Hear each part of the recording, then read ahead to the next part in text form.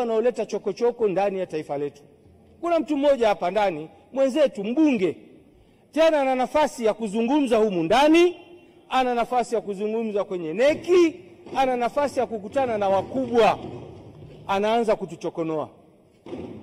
Ameanza kutuchokonoa. Mimi nakiuliza chama changu, Chama cha Mapinduzi, huyu bwana ana kadi ya chama huyu.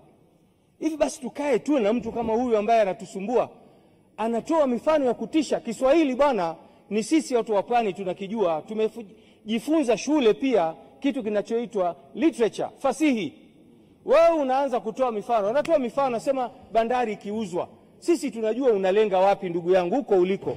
Tunakujua unalenga wapi. Halafu unatoa mifano mibaya kwa rais wetu, mtu ambaye tunampenda, mtu ambaye amejitoa kwa ajili ya Tanzania hii.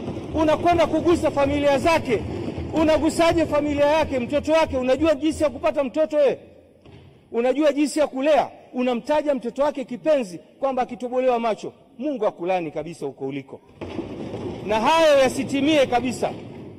Unatoa mfano kwamba mtoto akitolewa macho si na nini, unataja majina ya watu, alafu unasema ni mfano. Sisi Kiswahili ndio lugha yetu, tumefundishwa, shule tumeisoma, tunajua fasihi, tunajua kutafsiri. Huna mema kwa Tanzania. Hana mema kwa Tanzania huyu bwana. Mimi ningependa sana awepo, haya maneno tukiyasema angekuepo pale. Lakini bahati mbaya hayumo humu ndani. Huko aliko ayasikie, alafu yeye atujibu. Potelea mbali lolote na liwe. Mheshimiwa, mimi nilitaka nizungumze maneno hayo kwa sababu yameniumiza.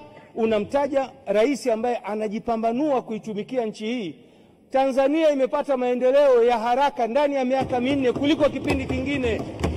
Mimi kwangu Kinondoni kuna mambo ya mzigo. Tumeletewa trilioni 1.3.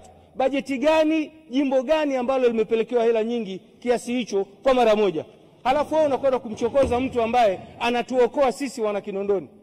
Sisi hatukubali. Na leo nilizungumza na mwenyekiti wa CCM wa wilaya Kinondoni, nikamuuliza, nyie mko wapi? Mko wapi? Kamati, watu wanafanya makosa madogo tu wanaitwa kwenye kamati za maadili, wanaitwa kwenye kamati za siasa.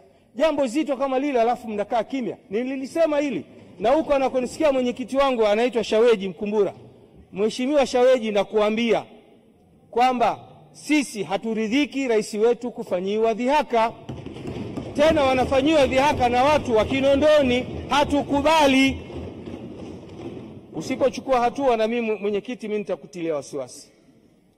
Hivyo mimi naomba Mheshimiwa Spika na Naibu Spika, nilitaka niseme mambo haya kwa sababu sisi wana Kinondoni yametukwaza sana. Naomba nimtie moyo rais wangu, Mwenyezi Mungu amjalie awe na moyo wa udhibiti kuweza kuyahimili haya mambo. Yatapita tu haya, na nchi hii tutafanya uchaguzi wetu, tutakuwa salama. Nakushukuru sana.